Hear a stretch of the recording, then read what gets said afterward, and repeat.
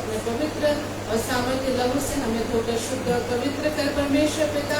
हम पवित्र बने ताकि परमेश्वर पिता, क्योंकि तू पवित्र है परमेश्वर पिता, और जब हम तेरी उपस्थिति में आते हैं खुदा परमेश्वर पिता, तो हम पवित्रता के साथ में आए प्रभु जी।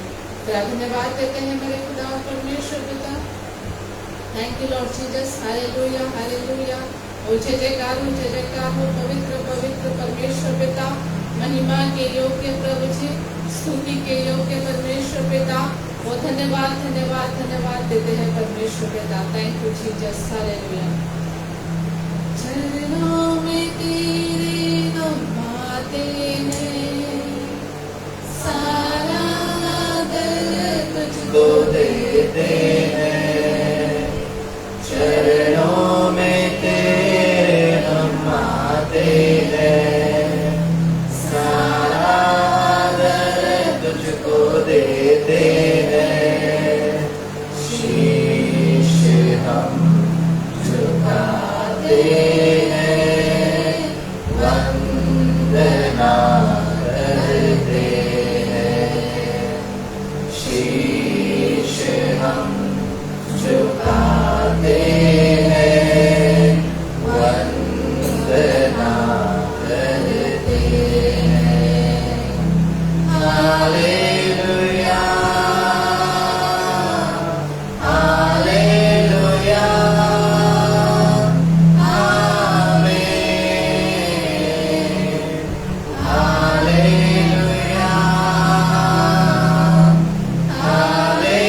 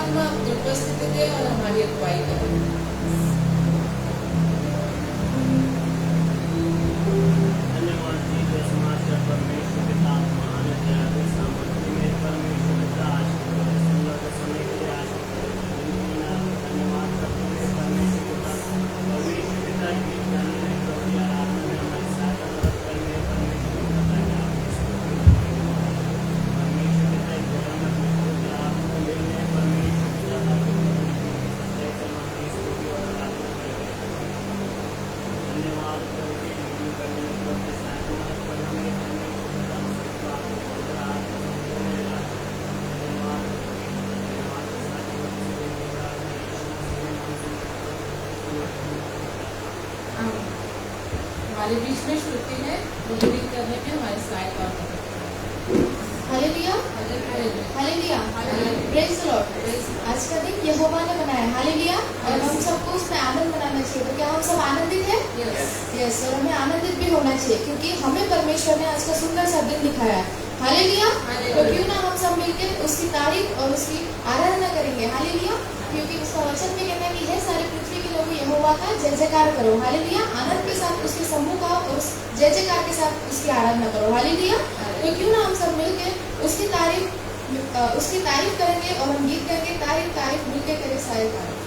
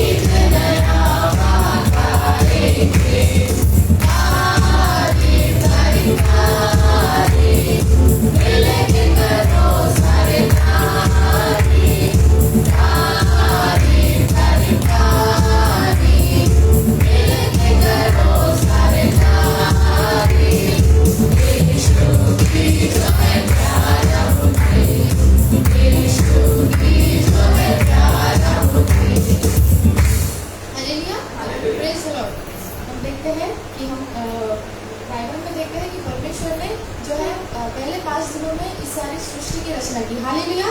उसके बाद उसने हम सब मनुष्य को बनाया, हालेलुया, प्रेज द लॉर्ड। क्योंकि परमेश्वर, हम देखते हैं कि परमेश्वर ने सबसे पहले मनुष्य को नहीं बनाया, हालेलुया। सबसे पहले उसने हम मनुष्य के लिए सब सारी सुविधाएं उपलब्ध कराई, हालेलुया। उसके बाद फिर छठवें दिन उसने हम मनुष्य को बनाया ताकि हम उस सुविधा का आनंद उठा सके, हालेलुया, प्रेज द लॉर्ड। तो ऐसे परमेश्वर की हमें तारीफ करनी चाहिए जो हमें पापों से मुक्ति देता है, जो हमारे सारे रोगों से हमें चंगाई देता है, हालेलुया, प्रेज द लॉर्ड। और ऐसा परमेश्वर जो है वो हमारा परमेश्वर है, हालेलुया, प्रेज द लॉर्ड। तो क्यों ना हम परमेश्वर की महिमा के लिए गीत गाएंगे, आराधना में छुटकारा, आराधना में चंगाई।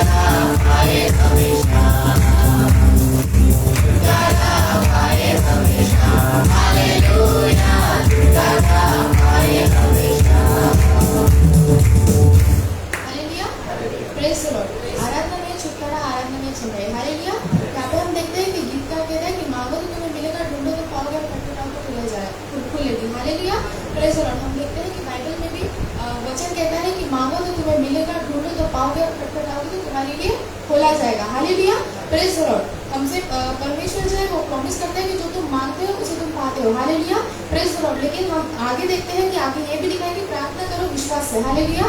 हम वचन में ये भी पढ़ते हैं कि अगर हम विश्वास में रह के कुछ मांगते हैं तो ही हमें मिलता है, हालेलुया। तो हमें विश्वास में रह के पूर्ण संपूर्ण मन से विश्वास करके उसको मांगना है। हालेलुया। तभी हमारे लिए चीजें जो है वो पूरी होंगी। हालेलुया। Praise the Lord. तो क्यों ना हम परमेश्वर की महिमा के लिए गीत गाएंगे, आवाज उठाएंगे, हम साज बजाएंगे।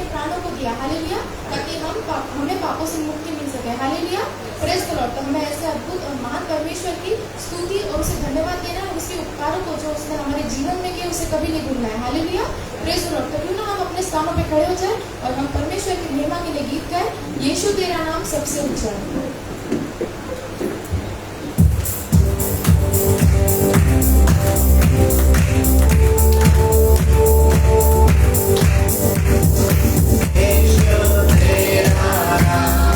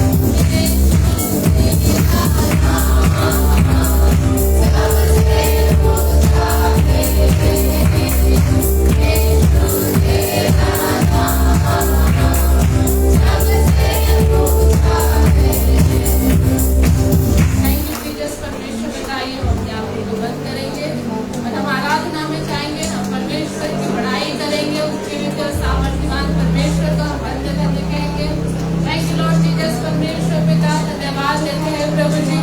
ओ सर्वशक्तिमान दयालु अनुग्रहकारी परमेश्वर पिता, ओ धन्यवाद, ओ धन्यवाद, ओ धन्यवाद, ओ जय जयकार हो, जय जयकार हो। पवित्र पवित्र पवित्र सर्वशक्तिमान परमेश्वर पिता, ओ धन्यवाद देते हैं मेरे खुदा परमेश्वर पिता।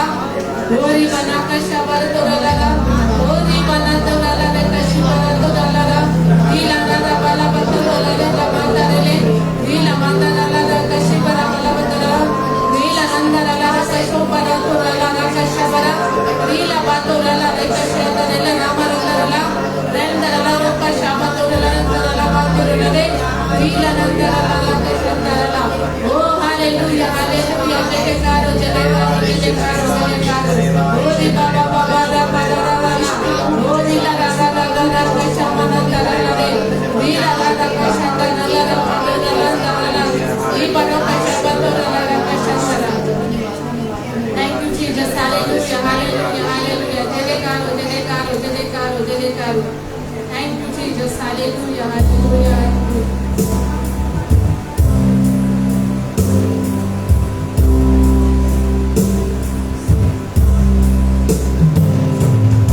मेरे खुदावन ओ धन्यवाद, यीशु प्रभु धन्यवाद।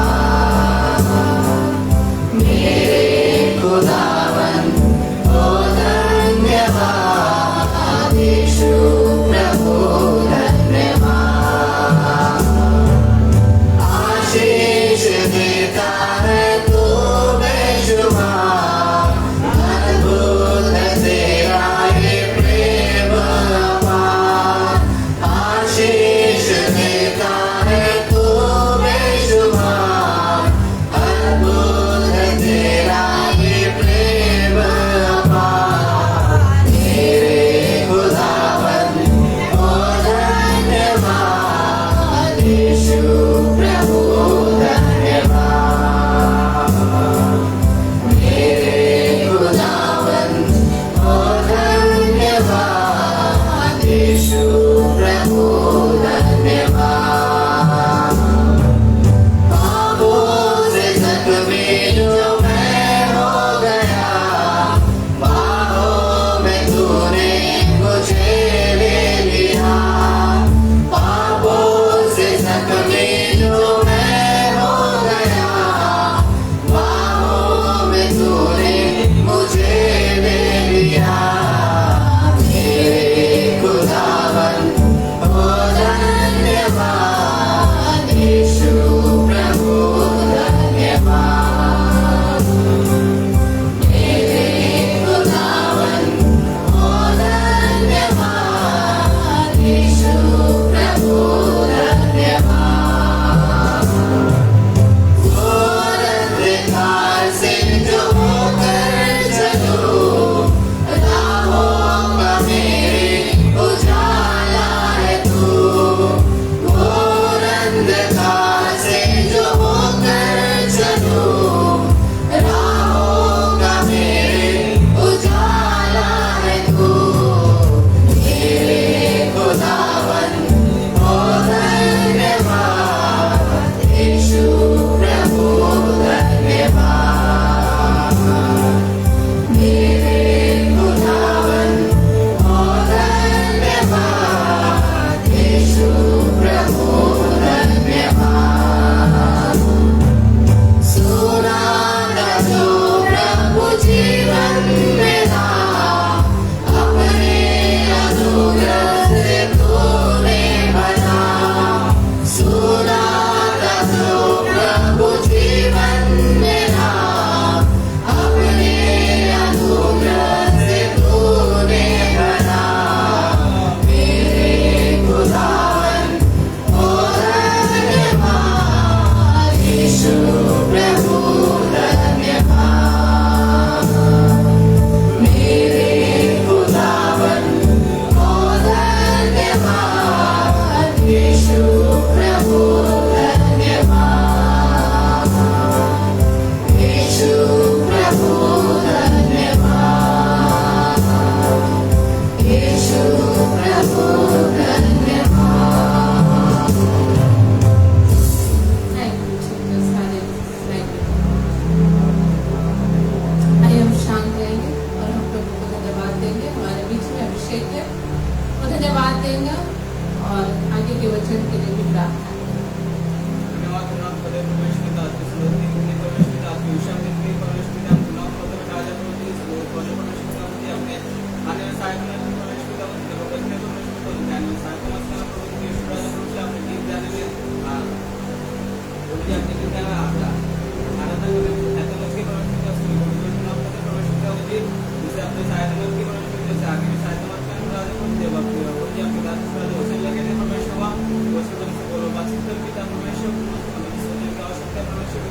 इस वचन को आपके होती परमेश्वर आपके दास के मुख से निकले परमेश्वर का स्लैश है कृपा कर प्रधान के वीडियो को परमेश्वर आगे के समझ आपके पवित्र आप लेते प्रार्थना परमेश्वर नाम से शुरू होता हम सब अपने स्थानों पर बैठ जाएंगे। जब परमेश्वर के दास परमेश्वर का जीवित वचन लेके आते हैं तो उनका ताली पे थोड़ा स्वागत कीजिए।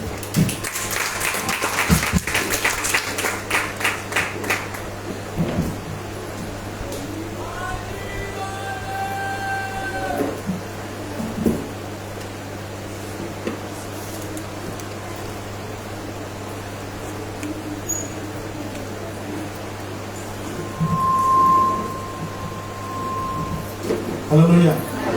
Praise the Lord.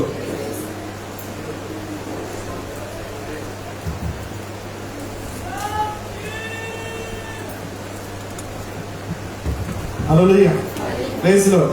क्या आप सब आनंदित हैं? क्यों? हाँ? क्यों आनंदित है बताइए? आज का दिन? इसलिए हम आनंदित हैं। और परमेश्वर को रोज आज का दिन मनाते हैं। परमेश्वर ने आज का दिन बनाया है प्रियो और परमेश्वर ने हमें आज का दिन दिखाया है। क्या किया? कई लोग जो है रात को जब सोते हैं तो सुबह देख नहीं पाते हैं ना। कई लोग सुना होगा आपने, रात में निकल लिया पहली गाड़ी से। परंतु हम परमेश्वर में धन्य लोग हैं जो परमेश्वर हमें क्या करता है? जीवित रखता है, क्योंकि हमारा प्रभु यीशु क्या है? जीवित है। Hallelujah, praise the Lord. So परमेश्वर का धन्यवाद करते हैं कि परमेश्वर ने आज का दिन हमें दिखाया है और परमेश्वर का धन्यवाद करते हैं परमेश्वर ने हमें जीवित रखा कि हम परमेश्वर की स्तुति और परमेश्वर की आराधना करें। हालेलुया। इसके लिए जीवित रखा ये स्तुति आराधना करे, उसके नाम को हम ऊंचा उठाए, इसलिए परमेश्वर ने हमें क्या किया? जीवित रखा। सो हमें भी चाहिए कि हम बड़े ईमानदारी के साथ में, सच्चाई के साथ में उस परमेश्वर के लिए विश्वास योग्य रहे जो परमेश्वर हमें हर दिन संभालता है, जो परमेश्वर हमें हर दिन रोज हमारी रक्षा करता है, सहायता करता है, मदद करता है। ऐसे परमेश्वर के प्रति भी हमें क्या करना है? विश्वास योग्य। हालेलुया। तो आइए हम अपनी आंखों को बंद करेंगे इस समय में। तो आने वाला वचन परमेश्वर का आपसे सुनेंगे। परमेश्वर से कहे कि प्रभु सारे मुझे मेरे माइंड को डाइवर्ट करने वाली आत्माएं, वचन से भटकाने वाली आत्माएं, वचन को चुराने वाली आत्माओं को यीशु मसीह के नाम से दूर करेंगे। प्रभु से कहेंगे कि प्रभु मेरा ध्यान तेरी ओर केंद्रित रहे, तेरे वचनों की ओर लगा रहे, ताकि मैं तेरे मार्ग को पकड़े रहूं। प्रभु से कहे थैंक यू जीसस मास्टर। धन्यवाद करते हैं पिता, धन्यवाद करते हैं मेरे खुदा ईश्वर राजा, तेरी तारीफ तेरी बड़ाई करते ईश्वर राजा। धन्यवाद करते हैं प्रभु जी। Thank you Jesus master.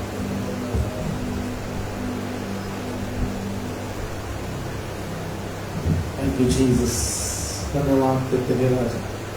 Thank you, mighty Lord. Glory to God. रिबाना शंदला बरसों को तो कोर नहीं बवाला रहा। धन्य कहते हैं मेरे पिता परमेश्वर यहोवा क्योंकि तू योग्य है, तू ही स्तुति की योग्य है, तू ही प्रशंसा की योग्य है प्रभु जी। धन्यवाद कहते हैं प्रभु जी। Thank you, Jesus Master. Thank you, mighty Lord. रिबाना शंदला बरसों को तो core शंदला रिबाना। Thank you, Jesus Master. जमा हुए हैं यहाँ कि करे हम स्तुति आराधना। सब मिलकर जमा हुए हैं यहाँ कि करे हम स्तुति आराधना यीशु की आराधना करें क्रिस्त यीशु की।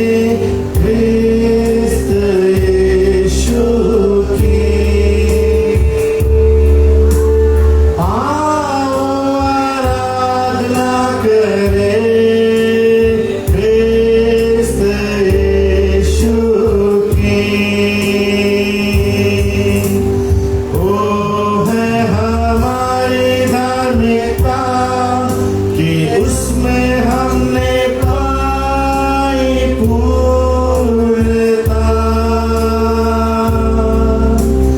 वो है हमारी धार्मिकता कि उसमें हमने पाई पूर्णता यीशु की। आराधना करें क्रिस्त यीशु की। आराधना करें क्रिस्त यीशु की। आराधना करें क्रिस्त यीशु की। आराधना करें क्रिस्त यीशु की।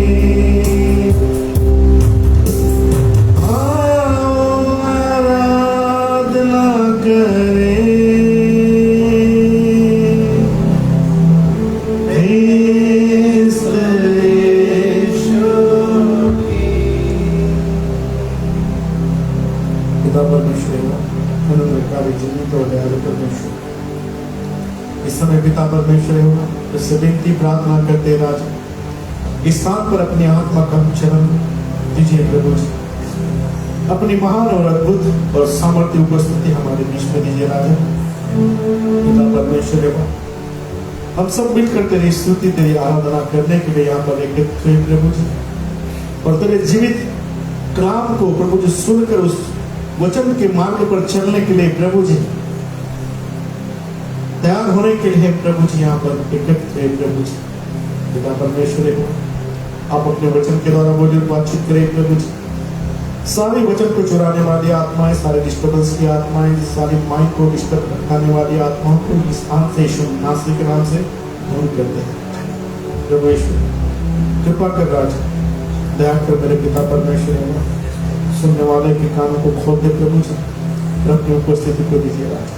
मेरे मुख को स्पर्श कर, मेरे ओठ मेरे जबान को स्पर्श कर प्रभु जी, ताकि आपकी स्तुति और महिमा सके। जो कुछ बोलो प्रभु जी केवल और केवल तेरी महिमा पे प्रभु जी, और तेरे लोग शिक्षित होने चाहिए प्रभु जी, ऐसा अनुभव कर प्रभु। दया कर कृपा करें और हर एक बातों का आपके जीवित और पवित्र हाथ में सौंपता। मैं अपने आप को तेरे हाथ में सौंपता, तेरे लोगों को तेरे जीवित और पवित्र हाथ में सौंपता प्रभु जी। दया कर कृपा धन्यवाद करते यीशु नासरी के नाम से इस प्रार्थना को मांगते सुनो कबूल करते। आमीन। Hallelujah, praise the Lord. हम अगले सप्ताह जो हमने सब्जेक्ट लिए थे उसको हम कंटिन्यू करेंगे। क्या सब्जेक्ट था हमारा? इसके पहले के पहले सप्ताह, मतलब 16 तारीख का संडे। परमेश्वर के नियम का डर था, है ना? बराबर है। क्या सीखा था उसमें हमने? कैसा नियम? क्या किया था? परमेश्वर ने क्या किया? नियम बनाए थे। थोड़ा सा बैकग्राउंड में जाता हूँ। परमेश्वर ने क्या किए थे? नियम बनाए थे। जैसा मैंने कहा था, हर घर में क्या होते हैं? नियम होते हैं। हर ऑफिस में क्या होते हैं? नियम होते हैं। हर स्थान पर क्या होते हैं? नियम होते हैं। वैसे ही परमेश्वर ने नियम बनाए और उन नियमों को मानने के लिए हमको क्या दिया? आज्ञा दी। क्या दिया? आज्ञा दिया कि हम उसको क्या करें? माने। परंतु लोगों ने क्या कर दिया था? उसके नियमों का पालन नहीं कर रहे थे, वरन अपने मन की मनमानी कर रहे थे, अपने मन के अनुसार चल रहे थे, और सब लोग अपने अपने तरीके से जीवन को जी रहे थे। उसके बाद में जब योशिया राजा के समय में क्या मिला? क्या मिला?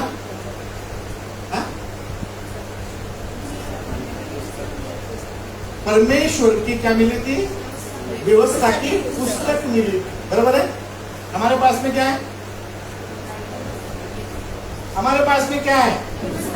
यही तो व्यवस्था की पुस्तक है। इतना ही सही कि पहले छोटी सी थी, अभी बड़ी है।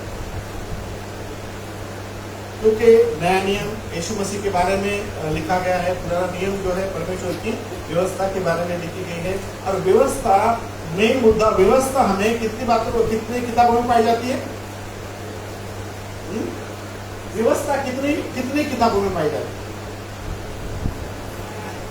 पहली किताब छोड़ दो, उत्पत्ति छोड़ दो, ठीक है। उसके बाद में क्या चालू हो जाता है? उसके बाद में ही व्यवस्था पे हमको चलने के लिए तैयारी चालू हो जाती है, बरोबर है। ये पांचों किताब शुरुआत में किसने लिखी थी? किसने लिखी? हाँ, अरे बोलो, कोई बोल रहा है, सही बोल रहा है, बोलो। हाँ, वेरी गुड। किसने लिखा? शुरुआत की पांचों किताब किसने लिखी? क्योंकि परमेश्वर ने मूसा को निर्गमन के लिए चुना। निर्गमन मतलब अपने लोगों को निकालने के लिए चुना, और निकालने के साथ में व्यवस्था की पुस्तक दी, उसको व्यवस्था दी कि अभी तुझे क्या करना है, इस व्यवस्था के अनुसार तेरे लोगों को सिखाना है, इन पर चलाना है, बराबर है। परंतु कई लोग लोग नहीं चल रहे थे उसके ऊपर में। जब योशिया राजा के समय में जब किताब मिली तो लोगों ने जब उसको फिर से पढ़ा तो लोग समझ पाए कि हम जो कर रहे हैं वो क्या है, वो गलत। हम जो कर रहे हैं वो गलत है, हमको जो सिखाया गया है वो गलत। मतलब उसमें यहूदी लोग थे, यहूदी लोग कुछ मिलावटी थे, जैसा आज भी कई लोग अलग अलग चर्चेस में जाते हैं, अलग अलग शिक्षा को प्राप्त करते हैं, बराबर। कई लोगों को बड़ा शौक रहता है 10 पास्टरों के साथ जाने का, बराबर। ये पास्टर का सुनेंगे, ये पास्टर का सुनेंगे, मानेंगे किसी को नहीं। 10 नहीं, आप 100 पास्टरों के पास जाओ, कितने पास, फिर भी आप संतुष्ट नहीं होंगे, क्योंकि जो एक से संतुष्ट नहीं हो कभी, कोई 10 पास्टरों के संतुष्ट नहीं हो सकता।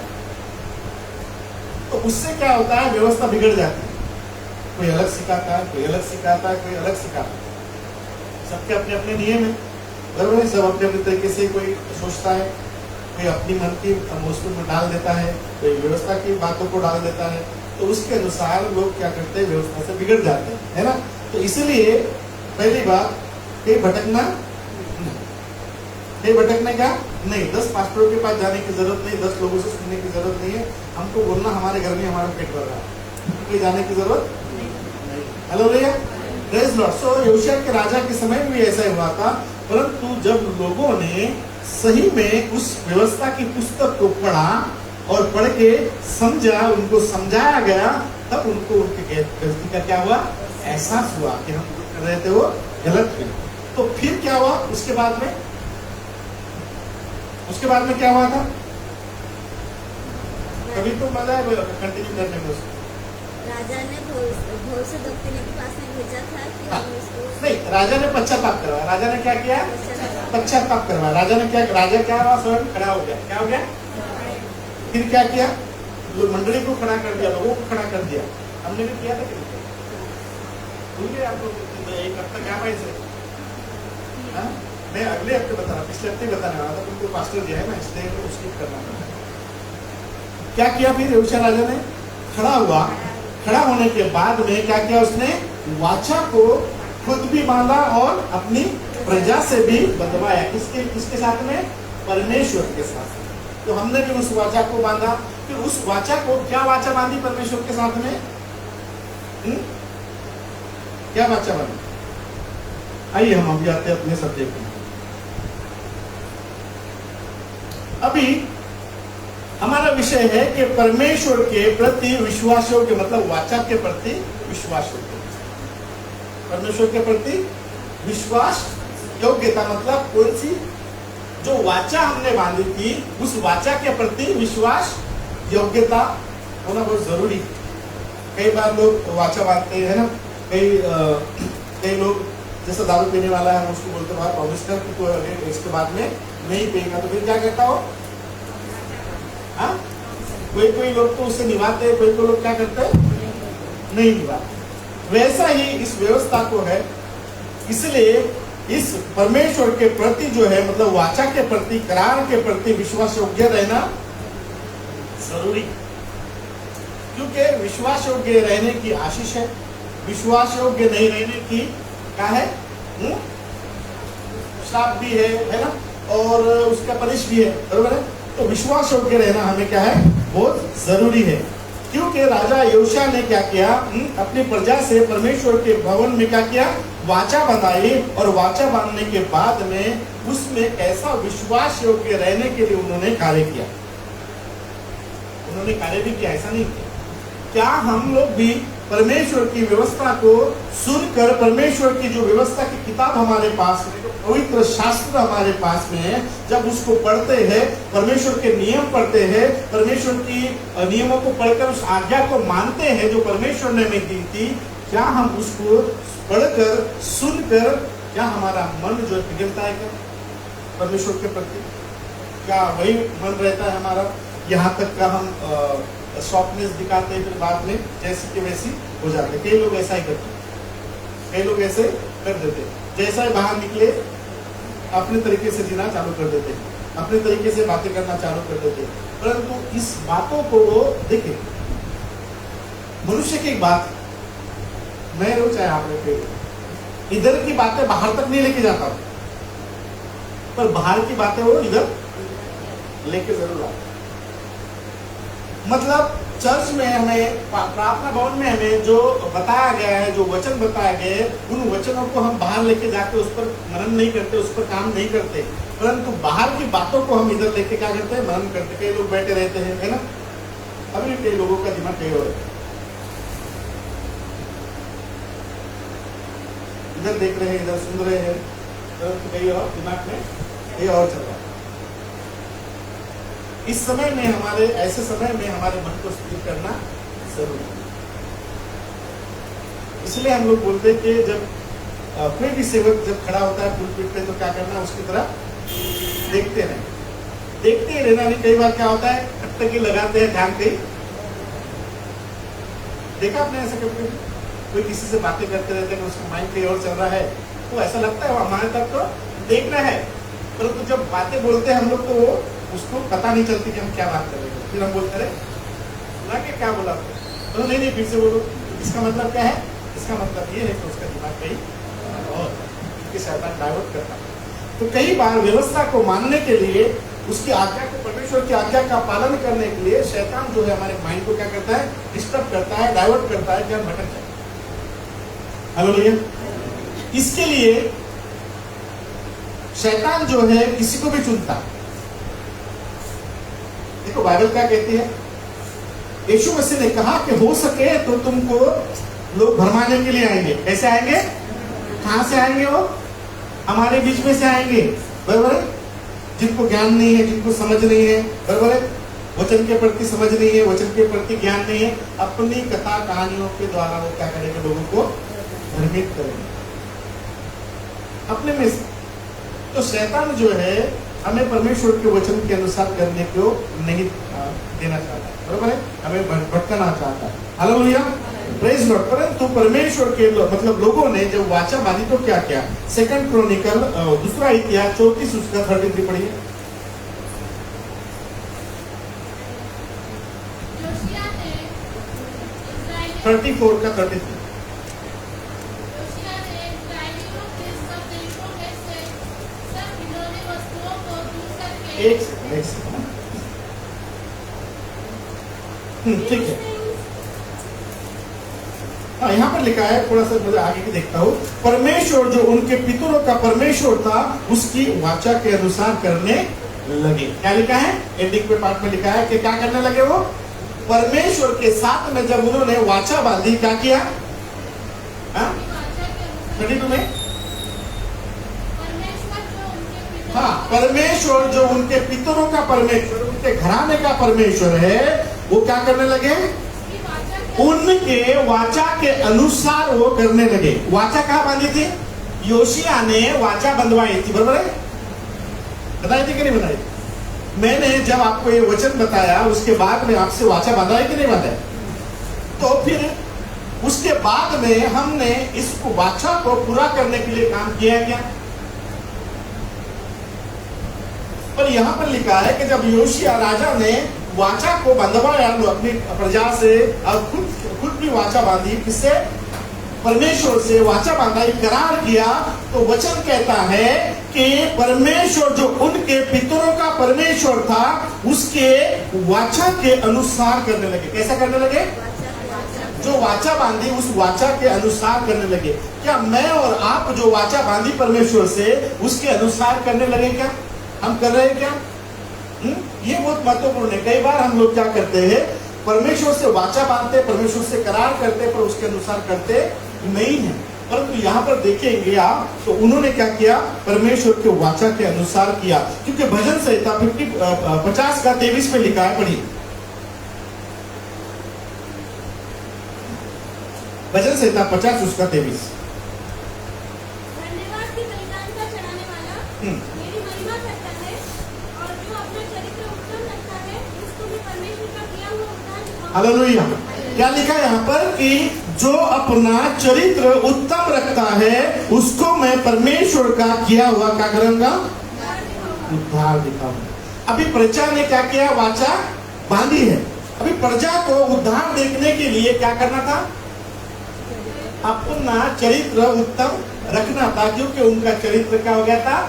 बिगड़ गया था। कौन सी बातों में? वो घिनौनी वस्तुओं पर मन लगा रहे थे, वो मूर्ति पूजक बन गए थे, मूर्ति को पूजने लगे थे, और लाटों मतलब पहाड़ों पर जो मंदिर थे उसको पूज रहे थे, और सारी ऐसी बातों पर जो परमेश्वर के विरुद्ध में थी उन बातों को कर रहे थे। परंतु अभी यहाँ पर उन्होंने वाचा बांधकर उसको पूरा करने की कोशिश किया, क्योंकि परमेश्वर का वचन कहता है कि जो अपना चरित्र उत्तम रखता है उसको भी परमेश्वर क्या करता है? उद्धार दिखाएगा। मतलब आखिरी तक उसको ही लेके जाएगा, उसको जो अपना चरित्र उत्तम रखता है। बराबर है?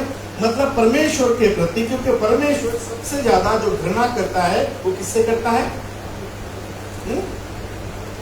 किससे करता है? किससे करता है घृणा? बताओ, सबसे ज्यादा घृणा किससे करता है? हाँ, किससे करता है? किससे करता है? सबसे ज्यादा घृणा जो परमेश्वर करता है वो है मूर्ति पूजा से। क्योंकि इसका मतलब ये होता है कि हमारा पिता होने के बाद में भी हम दूसरों को पिता है, हमारा परमेश्वर होने के बावजूद भी हम दूसरों को परमेश्वर कह रहे। बराबर है? अब इसमें बहुत प्रकार की बातें आती है। कोई अपने धन को अपना ईश्वर समझते हैं, कोई अपने माता पिता को अपना ईश्वर समझते हैं, वो सारी बातें। कोई तो बोलता है कि मेरे माता पिता ही मेरे भगवान है। फिर माता पिता का भगवान कौन है? माता पिता का भगवान कौन है? उनके माता पिता। फिर उनके माता पिता का भगवान कौन है? अरे कैसे तो पैदा हुए होंगे वो लोग, तो फिर उनका भगवान कौन था? उनका भगवान कौन? परमेश्वर। किसने बनाया? सृष्टि किसने की? परमेश्वर ने। तो भगवान हमारा कौन हो गया? परमेश्वर। पर लोगों ने क्या कर दिया? उसके बाद आने वाली पीढ़ियों को परमेश्वर मानते गए। यही वजह कि लोग बिगड़ गए। परंतु इसलिए ये लोग जो है परमेश्वर से दूर हो गए थे, क्योंकि वो मूर्ति पूजक बन गए थे। मूर्ति पूजा बहुत खतरनाक है ना? मूर्ति को पूजना, फोटो को पूजना, किसी को भी पूजना, जो मिला उसको पूजना, मनुष्य को भी पूजना। अभी एक नया बाबा आया मार्केट में, पता है आपको? एक नया बाबा मार्केट में आया। मैं उस दिन एक भी मतलब फेसबुक देख रहा था, अरे वहाँ पे लिखा भी था अभी नया बाबा कौन आया है। अभी नया बाबा ऐसा आया है कि लोग इधर खड़े होते हैं, बाबा के पास कुर्सी में बैठा है, बाबा के हाथ में इतनी बड़ी लकड़ी है। क्या है? वो लकड़ी रखता है इसके सर, क्या करता है? आओ दर्शन, लकड़ी से दर्शन ले लो। और बाबा को साड़ी और बहुत सारी भेंट देते हैं। तो बोला समोसे वाला चले गया, होली खेलने वाला चले गया, है ना? सारे साल जो चले गए, अभी एक नया आया है। तो नया नया जैसा प्रोडक्ट नया नया आता है ना, वैसे वैसे आजकल बाबा भी नए नए आ रहे। लोग उस पर भी पता नहीं, बड़े बड़े लोग आते हैं, समझ में नहीं आता कैसे भ्रमित होते, है ना? धनवान लोग, बड़े बड़े लोग इसके चक्कर में आ गए। मैं इधर से आ रहा था संदेश को लेके पढ़ते दिन, तो वो इंदिरा चौक पे मंदिर है साइड में, पुलिस वाला उसके कपड़े पहन के था। मैं उसकी तरफ देख रहा कंटिन्यू, बीच बीच में मेरे तरफ देख रहा है ना? तो वो देखा, उसको मंदिर में गया, कुछ लाया, फिर वो पेड़ के पास गया, कुछ किया उसने, फिर पैर लगा, फिर और गया, फिर और आया, ऐसा देख, मैं उसको तरफ देख रहा हूँ, मेरे तरफ देख रहा है, वो देख रहा है, मैं ये क्यों देख रहा है मेरे तरफ, है ना? मैं उसकी हरकतों को देख रहा था। मैं क्या कर रहा था? उसकी हरकतों को देख रहा था। पढ़ा लिखा एजुकेटेड आदमी अगर ऐसा करता है तो उसके लिए कोई उपाय नहीं है। समझदार आदमी जिसको परमेश्वर के वचन का पता है, परमेश्वर के वचन के बारे में बताया गया है, सिखाया गया है, और वो ऐसा करता है तो गलत बात है, बराबर है? सो कई लोग जो है देवताओं किसको मानते हैं, कोई तो मूर्ति पूजक देवता मानते हैं, कोई अपने धन को मानता है, कोई अपने माता पिता को मानता है, कोई अपने बड़े लोगों को मानता है।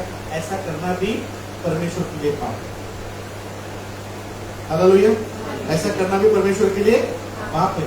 परमेश्वर का वचन सीधा सीधा कहता है कि मुझे छोड़ किसी और को परमेश्वर करके नहीं करना। बराबर। योशिया राजा ने शुरुआती दिनों में बहुत अच्छा काम किया। अगर हम पढ़ते हैं, पढ़िए उसका सेकंड क्रॉनिकल 34 का 1 से पढ़िए।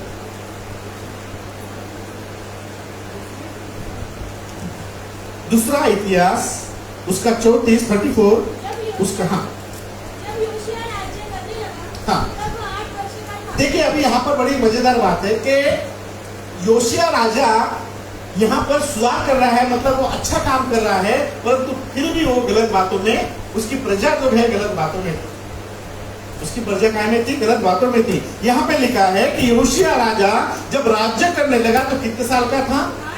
8 साल का था।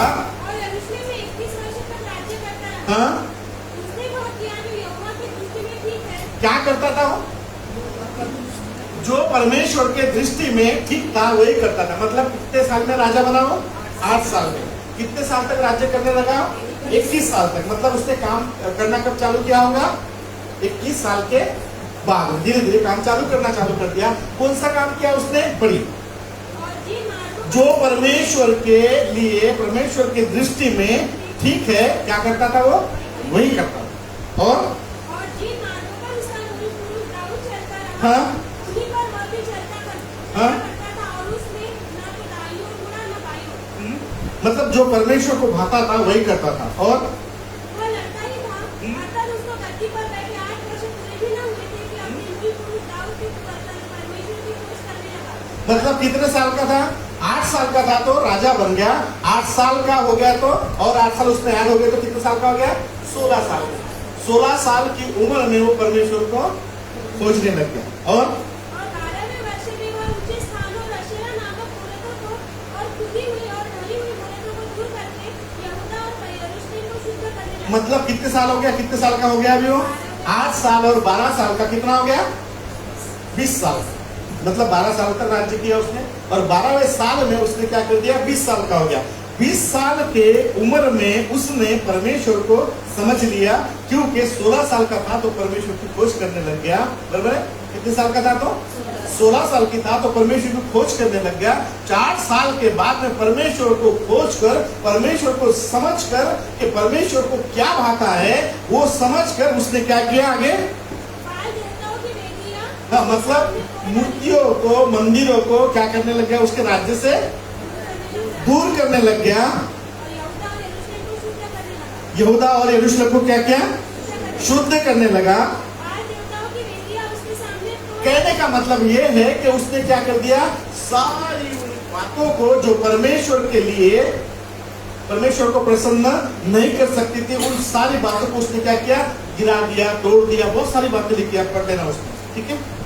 तो उसने वो सारा काम किया जो परमेश्वर की दृष्टि में ठीक था, वही करने लग गया, और उसने वो सारा किया भी। भजन संहिता 5:4 में लिखा है, पढ़िए।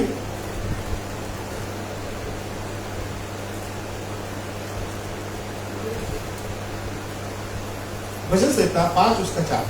क्योंकि तू ऐसा ईश्वर नहीं हाँ? जो दुष्टता से प्रसन्न हो, बुराई तेरे साथ नहीं रह सकती। अभी देखिए, ये वचन किसके हैं? दाऊद के। बराबर है? दाऊद वही करता था जो परमेश्वर को अच्छा लगता था। योशिया राजा ने भी वही किया जो उसका मूल पुरुष करता था, दाऊद करता था। बराबर है?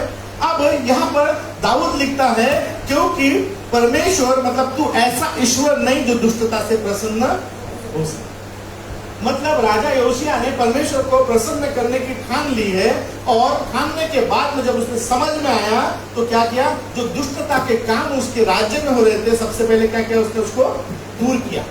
क्योंकि लिखा है कि क्योंकि तू ऐसा ईश्वर नहीं जो दुष्टता से प्रसन्न हो सके, बुराई तेरे साथ में नहीं कर सकते। मतलब मूर्ति पूजा भी करो, दूसरे काम भी करो, उसको परमेश्वर भी मानो और इसको भी परमेश्वर मानो। कई बार ऐसा बोलते हैं लोग, है ना, अपने काम से भी प्रसन्न हो जाते हैं, उसको भी अपना भगवान मानते हैं, बराबर है, और परमेश्वर को बोलते हैं तुम हमारा भगवान है।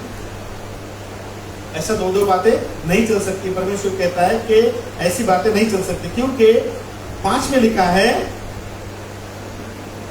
घमंडी तेरे सम्मुख खड़े होने न पाएंगे, घमंडी तेरे सम्मुख खड़े नहीं होने पाएंगे। मुझे सब अनर्थकारियों से घृणा है। परमेश्वर को किससे घृणा है? सब अनर्थकारियों से घृणा है। और परमेश्वर योशिया राजा के राज्य के समय में सब लोग क्या कर रहे थे? घृणित काम कर रहे थे। क्या कर रहे थे? घृणित काम कौन सा कर रहे थे? लाटों को पूज रहे थे, मूर्ति को पूज रहे थे, पहाड़ों को पूज रहे थे, झाड़ को पूज रहे थे, बराबर है, बहुत सारी चीजों को ऐसा कर रहे थे। शमशान घाट में जाकर वो मुर्दों को ये कर रहे थे, बहुत सारी चीजें कर रहे थे लोग। जैसा आज हम पहले करते थे संसार में रहते हुए, वही वो करते थे। मतलब वो परमेश्वर को भूल कर उन सारे बाकी सबको परमेश्वर कह के पुकार रहे थे, परंतु परमेश्वर को परमेश्वर करके नहीं पुकार, वो परमेश्वर को भूल रहे थे। यहाँ पे लिखा है कि ऐसे घृणा, मतलब परमेश्वर ऐसे लोगों से जो घमंडी है, जो अपने आप को छोड़ नहीं देते, अपनी बातों को छोड़ नहीं देते, उसको त्याग नहीं देते, परमेश्वर उसको क्या करता है? उनसे घृणा करता। क्या करता है? इसलिए इन बातों को हमें छोड़ना बहुत जरूरी है। यशायाह 52 का 11 में लिखा है, पढ़िए 52:11, वहां पे लिखा है, उसमें से निकल जाओ, आओ और खुद को शुद्ध बनाओ। क्या करो? इसमें से निकलना है, एंडिंग में हो। क्या लिखा है वहां पे? कि खुद को उसमें से क्या करो? निकाल लाओ और अपने आप को क्या करो? शुद्ध करो। किससे शुद्ध करना है? वो घृणित वस्तुओं को त्याग कर। क्या करना है हमको? घृणित वस्तुओं को त्याग कर हमें क्या करना है? शुद्ध करना है। और दूसरा कुरिन्थियों 6:17 में लिखा है, पढ़िए, दूसरा कुरिन्थियों 6:17। इसलिए प्रभु कहता है, उनके बीच से निकलो, किनके बीच में से निकलो? जो ऐसे काम करते हैं, जो परमेश्वर के वचन पर नहीं चलते, जो परमेश्वर के वचन से हमको भटकाते हैं, ऐसे लोगों के बीच में से क्या करो? निकल जाओ। पौलुस कहता है कि प्रभु कहता है कि उनके बीच में से निकलो और अलग रहो, और क्या करो? अशुद्ध वस्तुओं को मत छुओ, तो तुम्हें परमेश्वर क्या करेगा? ग्रहण करेगा। हालेलुया। हम संसार में रहते जरूर है, परंतु देखो रोमियो क्या कहता है कि संसार में रहकर संसार के सदस्य ना बनो। मतलब संसार में रहते हैं, तुमको संसार के जैसा बनने की जरूरत नहीं। कई बार हम बोलते ना कि हमको उसको बनाने के लिए उसके जैसा हमको बनने की हम कोशिश करते हैं। ऐसा सुधारा जाता क्या? ऐसा कई लोग बोलते ना ऐसा कि उनको हमारे बीच इधर एक घर छोड़ के जब उन्होंने अन्य जाति में शादी किया तो आदर जी ने बोला, बाबा ऐसा क्यों किया आपने? तो बोले अन्य जाति में शादी करनी चाहिए। बोले क्या? बोले हमसे पहले के विश्वासी, हमसे पहले के विश्वासी वो लोग बोले कि अन्य जातियों में ही शादी करनी चाहिए। क्यों? क्योंकि अन्य जाति की लड़की को हमारे घर में लाएंगे और हम उसको क्या करेंगे? विश्वास में लाएंगे। हालेलुया। कई बार ऐसा बोलते लोग, परंतु शैतान भी षड्यंत्र रचता है। क्या करता है? कैसे घरों में कूद डाली जाए, शैतान भी क्या करता है? षड्यंत्र रचता है। हो सके तो इसको बताएंगे विश्वासियों को, इसको विश्वासियों। तो उस शादी करके आया, भैया ने ऐसा बोला तो उन्होंने कहा कि अन्य जाति के साथ इसलिए शादी किया कि हमारे घर में आएगी, हम वचन बताएंगे, हम प्रार्थना कराएंगे और विश्वास करने लग जाएंगे। वो उसका घराना विश्वास करने लगे। सही सोचा। कुछ दिन बाद में उनके घर में क्या चालू हो गया? टुकड़े जाते हैं। तो एक घर के कितने घर हो गए? 2 घर, अभी भी 2 ही घर। एक ही घर में भी कितने घर है? 2 घर। शैतान तुम्हारी यूनिटी को खत्म करना चाहता है, शैतान तुम्हारी एकता को खत्म करना चाहता है, तो वो किसी को भी इस्तेमाल कर सकता है, वो किसी को भी इस्तेमाल कर सकता है। हालेलुया।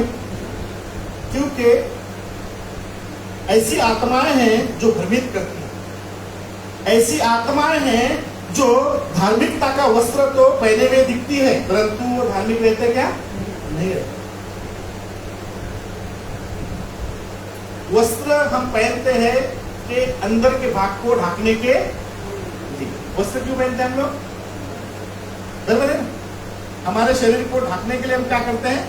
वस्त्र पहनते हैं, मतलब अंदर के बातों को हमारे वस्त्र पहनते। वैसा ही मनुष्य हम अपनी अंदर की बातों को क्या करने के लिए? छुपाने के लिए, दबाने के लिए कौन सा वस्त्र पहनते हैं? धार्मिकता का वस्त्र। बराबर। कई बार लोग देखना आपसे मिलेंगे, ऐसा मिलेंगे तो ऐसा लगेगा आपको कितना प्यार करते हैं आपसे, है ना? गला खोल के, दिल खोल के क्या करेंगे आपसे? मिलेंगे। हालेलुया। प्रेम ऐसा होता है क्या? उबाल आने वाला, उबाल आने वाला प्रेम कभी भी क्या होता है? बह जाता है। क्या हो जाता है? अरे दूध नहीं उबलता क्या? रुका क्या होता है? दूध क्या होता है? उबलता है। वैसा ही कई लोगों का वो दिखावटी प्रेम में उबलता है। क्या करता है? उबलता है और फिर छाट जाता है। क्या आता है? छाट जाता है और वो फिर उसको काम का नहीं होता। कई बार ऐसे लोगों से बच के रहना। ऐसे लोगों से क्या करना? डांटने वाले से नहीं बचना लगे, डांटने वाले से नहीं बचना। पर मैं बोला ना आपको, एक बात हमेशा बोलता हूँ, मिठाई से परे रहना, मिठाई से दूर रहना, नहीं तो शुगर हो जाएगा। करेला कभी भी खाना, करेला कभी भी खाना आपका स्वास्थ्य ठीक रखेगा। खाने में क्या होता है? कड़वा लगता है, मुंह में कड़वाहट आती है, परंतु शरीर को अच्छा कर रहा है। मीठा मुंह में अच्छा लगता है, परंतु शरीर को खराब कर देता है। वैसा ऐसे लोगों से बच के रहना। हेलो भैया, प्रेज़ लॉर्ड। दूरी बनाए रहना ऐसे लोगों से। क्या कहा? पौलुस कहता है कि प्रभु ने कहा ऐसे लोगों से क्या करना? इनके बीच में से निकल जाओ। अपने आप को क्या करो? अलग करो, एकला चलोगे। परमेश्वर है। आमीन। हालेलुया। Praise Lord. यहाँ पे लिखा है कि इसलिए प्रभु कहते हैं कि उनके बीच में से निकलो और अलग रहो और अशुद्ध वस्तुओं को मत छुओ, तो मैं तुम्हें क्या करूंगा? ग्रहण करूंगा। अभी योशिया के ने जब परमेश्वर से वाचा बांधी, करार बनाया, तो वो लोग कैसे करने लगे? परमेश्वर को कैसा प्रसन्न करने लगे? एक वचन पढ़ा था हमने कि दूसरा इतिहास के 34 के 33 में मैंने बोला कि परमेश्वर जो उनका पितरों का परमेश्वर था, उसकी वाचा के अनुसार वो करने लगे। किसके अनुसार? वाचा के अनुसार करने लगे। हालेलुया। तो उन्होंने वाचा के अनुसार किया है, क्योंकि हमने पढ़े, क्योंकि परमेश्वर ने पढ़िए 34 में आइए।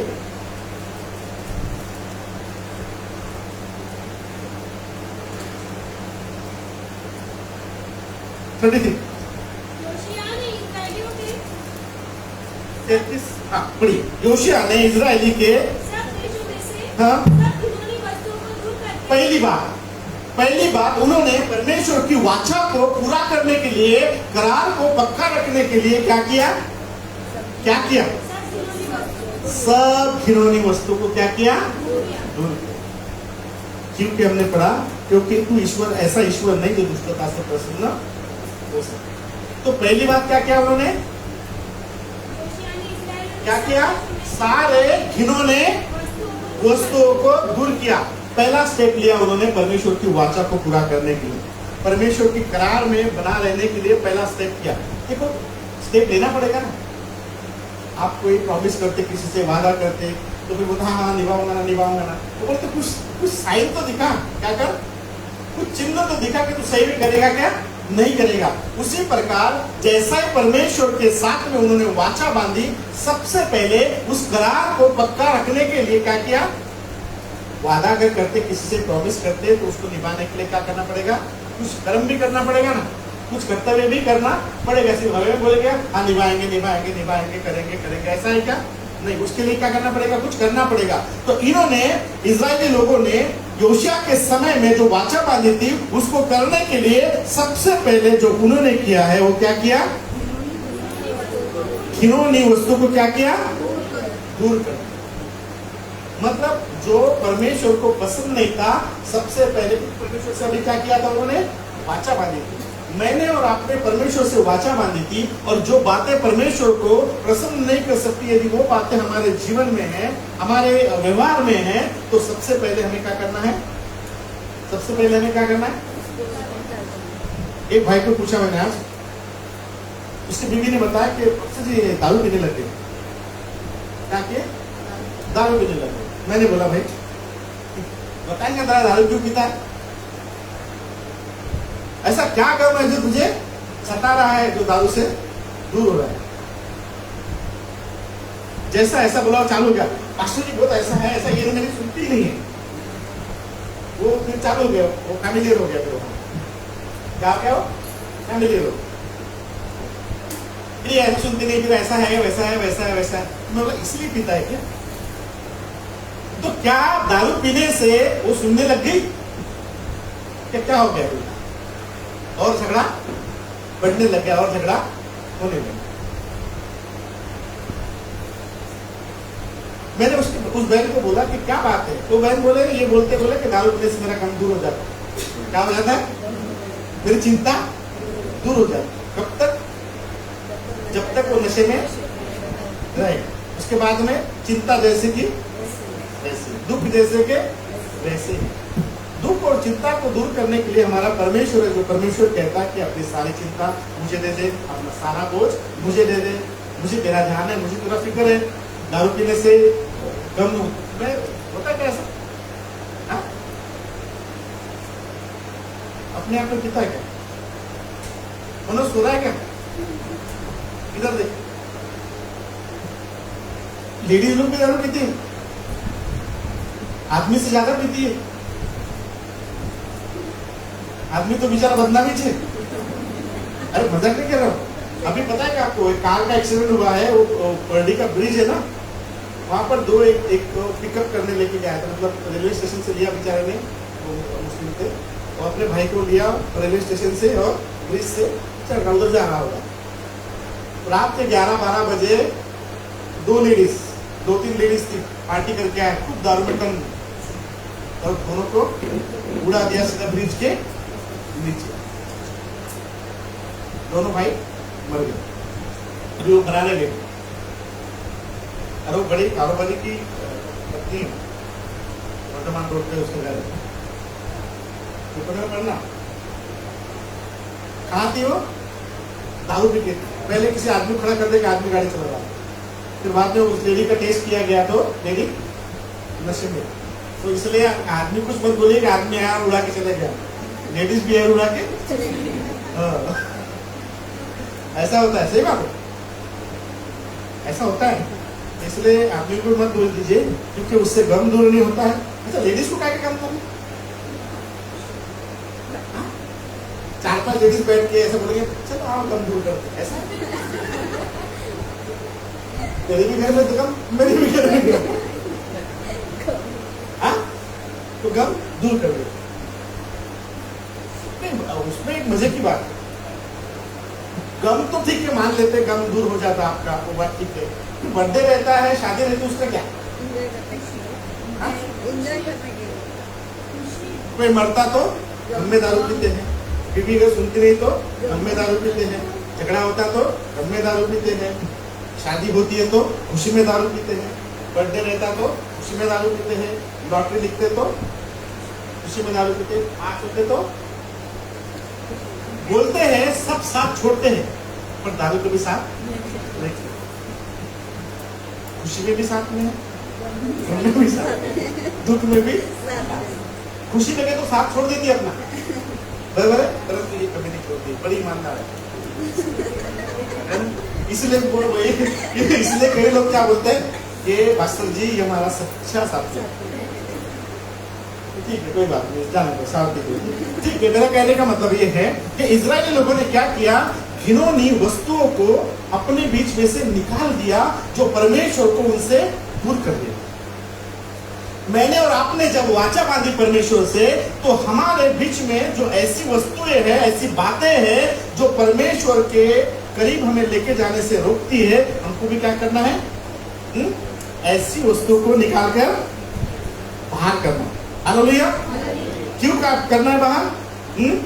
क्योंकि परमेश्वर क्या की है, इसलिए प्रभु कहता है कि उनमें से निकल जाओ, क्योंकि परमेश्वर जो है अशुद्ध वस्तुओं को मत छुओ, क्योंकि परमेश्वर इससे क्या करता है। पहली बात उन्होंने मतलब परमेश्वर से दूर रखने वाली बातों को उन्होंने क्या कर दिया, दूर कर दिया। मतलब घिनौनी वस्तुओं को क्या कर दिया उन्होंने, दूर कर दिया। दूसरी बात,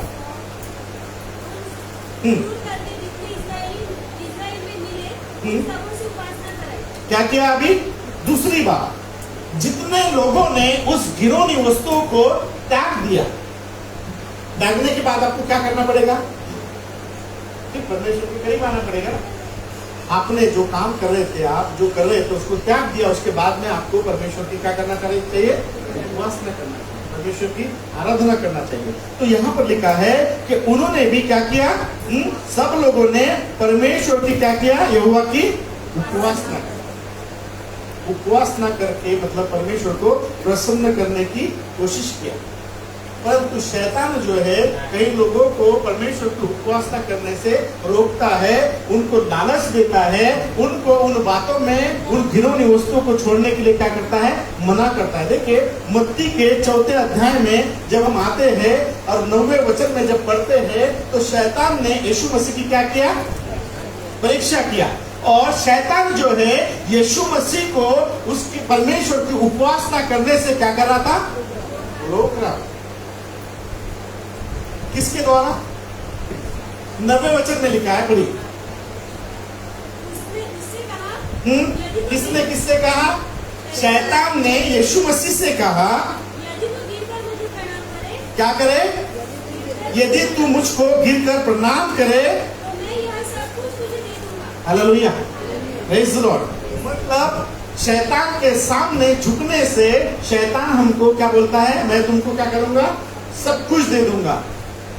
देखिए यही जो लालसा जो थी, यही बातें जो है इजराइल लोगों में पाई जा रही थी, इसलिए वो मूर्तियों के पास में जा रहे थे, पहाड़ों पे जा रहे थे, है ना। कई कई लोग पहाड़ों पे चढ़ते, पहाड़ों पे जाते, कहाँ पे जाते हैं, पहाड़ों पे जाते।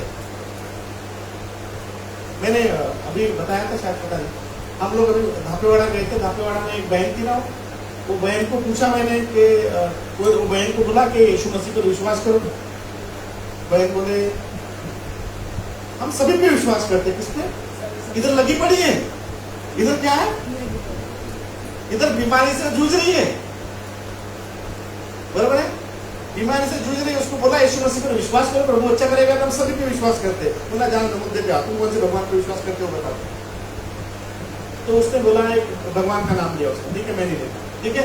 उन्होंने नाम लिया, मैं अभी कहाँ हो, बोले उधर। कहाँ पर है, उधर है, बराबर है। मतलब इधर आपकी कुछ जरूरत पड़ी तो उसका क्या, नहीं इधर भी है अपने घर में, इधर है, उसकी कॉपी इधर भी है। मतलब बताओ, छोटा इधर भी है बोले। पहले तो बोले भगवान उधर है बोले, मैं बोला हमारा परमेश्वर तो ऊपर है, स्वर्ग में, वहां से देखता है। जैसा सूरज को सब लोग देख सकते हैं, वैसे हम अपने परमेश्वर को भी देख सकते हैं, हम परमेश्वर के कार्य को देख सकते हैं, बराबर है। परमेश्वर के कार्य को देख सकते हैं और परमेश्वर हमको देखता है। तो तुम्हारा तो उधर बैठा है, अभी तुम उधर जाते हो मिलने के लिए, उनको जाना पड़ेगा तुमको उधर मिलने के लिए, बराबर।